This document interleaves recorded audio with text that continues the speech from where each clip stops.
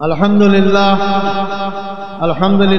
রাব্বিল আলামিন ওয়াসসালাতু ওয়াসসালামু আলা সাইয়্যিদিল মুরসালিন ওয়া আলা আলিহি ওয়া সাহবিহি আজমাইন। আজকের এই বিশাল জনসমুদ্রের সম্মানিত সভাপতি, বাংলাদেশ জামাত ইসলামীর সম্মানিত আমির ডাক্তার শফিকুর রহমান, অন্যান্য রাজনৈতিক দলের নেতৃবৃন্দ, জামাত ইসলামের নেতৃবৃন্দ, সাংবাদিক বন্ধুগণ, উপস্থিত ভাই ও বন্ধুগণ, আসসালামু আলাইকুম ওয়া রাহমাতুল্লাহি ওয়া বারাকাতুহু। আপনারা অধীর আগ্রহে বসে আছেন আমাদের সম্মানিত আমির জামাতের বক্তব্য শোনার জন্য। তিনি দিক নির্দেশনা দেবেন। এজন্য আমি খুব সংক্ষিপ্ত সময় আপনাদের সঙ্গে দু একটি কথা বলবো ইনশাআল্লাহ। সংগ্রামী বন্ধুগণ, আমি 14 বছর জালেম সরকার, স্বৈরাচারী সরকারের কারাগারে বন্দী ছিলাম। আমাকে ফাঁসির কাছে ঝুলানোর সমস্ত আয়োজন করা হয়েছিল। আল্লাহর অশেষ রহমত, একটা কথা আছে, রাখে আল্লাহ মারে কে। আল্লাহ আমাকে বাঁচিয়ে রেখেছেন। জুলাই আগস্টের বিপ্লবী সেই ভাইদের রক্তত্যাগ, কোরবানির বিনিময়ে দেশ নতুন স্বাধীন বাংলাদেশ, আমিও নতুনভাবে স্বাধীনতা অর্জন করেছি। বাংলাদেশের কারাগার থেকে মুক্ত আকাশে আপনাদের সামনে মিলিত হয়েছি। আমি ফাঁসির মঞ্চ থেকে আজকে লক্ষ জনতার মঞ্চে হাজির হতে পেরেছি, আলহামদুলিল্লাহ। সংগ্রামী ভাই ও বন্ধুগণ, আমার অতীত যারা নেতৃবৃন্দ ছিলেন তাদেরকে হত্যা করা হয়েছে। আমার রায়ে সুপ্রিম কোর্টের 7 জন বিচারপতি একমত হয়ে এটাকে সাজানো নাটক আখ্যায়িত করেছেন। আমাকে জুডিশিয়াল কিলিংয়ের মাধ্যমে আমাদের ভাইদের হত্যা করা হয়েছে, আমাকে হত্যার আয়োজন করা হয়েছিল। আমি আজকের বিশাল জনসমুদ্রের মধ্য দিয়ে সরকারের কাছে জোর দাবি জানাতে চাই, আমাদের যে 10 জন ভাইকে কারাগারে শহীদ করা হয়েছে, 5 জন সরাসরি ফাঁসির মঞ্চে ঝুলিয়ে, 5 জনকে বিনা চিকিৎসায় কারাগারে হত্যা করা হয়েছে। এই হত্যাকাণ্ডের সঙ্গে যারা যেখানে যেভাবে যতটুকু জড়িত তাদেরকে আইনের আওতায় নিয়ে আসতে হবে এবং তাদের শাস্তির বিধান করতে হবে। সেই সমস্ত পরিবারের সদস্যদেরকে ক্ষতিপূরণ দিতে হবে। আমি সেই দাবি আপনাদের সামনে আবার এই সরকারের কাছে জোর দাবি করছি। সংগ্রামী ভাই বন্ধুগণ, তাদের কি অপরাধ ছিল? তারা বাংলাদেশ ইসলামী হুকুমত কায়েম করে আন্দোলন করছিলেন। তারা বাংলাদেশে আধিপত্য শক্তির হাত থেকে বাংলাদেশ রক্ষার আন্দোলন করেছিলেন। শোষণ, জুলুম, নির্যাতনের হাত থেকে বাংলাদেশের 18 কোটি মানুষকে মুক্তির আন্দোলন করেছিলেন। এটাই ছিল তাদের অপরাধ।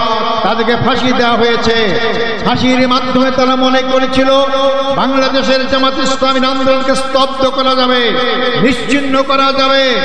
আজকে 15.5 বছর পর এই লক্ষ লক্ষ লোকের সমাবেশ কি প্রমাণ করে না ইসলামী আন্দোলনকে হত্যা, ইসলামী আন্দোলনকে ফাঁসি নির্যাতন করে নিশ্চিহ্ন করা যায় না। বরং আমি বলি, ইসলামী আন্দোলন হচ্ছে এটি খরস্রোতা নদীর মতো।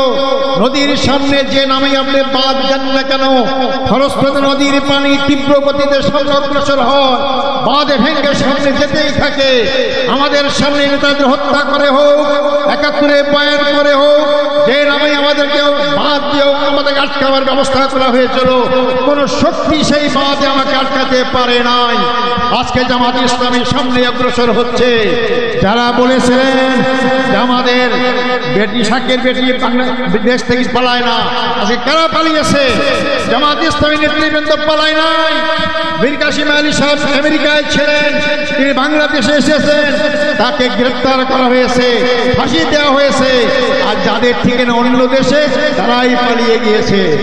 বাংলাদেশের জামাত ইসলামীর ভিত্তি জনগণের শিকড়ে গঠিত রয়েছে। আমাদেরকে উপরে ফেলতে কেউ পারবেন না। যা উপরে ফেলার চেষ্টা করবেন তাদের দাঁত ভেঙে যাবে, জামাত ইসলামীর কিছুই হবে না ইনশাআল্লাহ। সংগ্রামী ভাই বন্ধুগণ, আমি শেষ কথা বলতে চাই, 54 বছরে বাংলাদেশে দেখলাম, এই 54 বছরে বাংলাদেশের ভাগ্যের পরিবর্তন হয় নাই। জনগণের নেতার পরিবর্তন হয়েছে, তাদের অনেক বাড়িগাড়ি হয়েছে, জনতার পরিবর্তন হয় হয় নাই। জামাত ইসলামী তার প্রতিষ্ঠার লগ্ন থেকেই বিশ্বাস করে মানুষের তৈরি আইনকে মানুষের ভাগ্যের পরিবর্তন হয় না। যে ভাগ্যের মালিক আল্লাহ, যে আল্লাহ আইন দিয়েছেন এই মানুষের ভাগ্যের পরিবর্তন করতে পারে।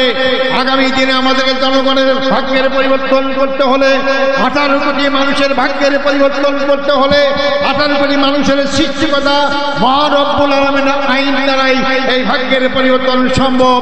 আগামী দিনে আমাদের স্লোগান হবে আল্লাহর আইন চাই, সত্যকের শাসন চাই। আল্লাহর আইন কামের পাশাপাশি জামাত ইসলামী সৎ লোক তৈরি করার চেষ্টা করছে।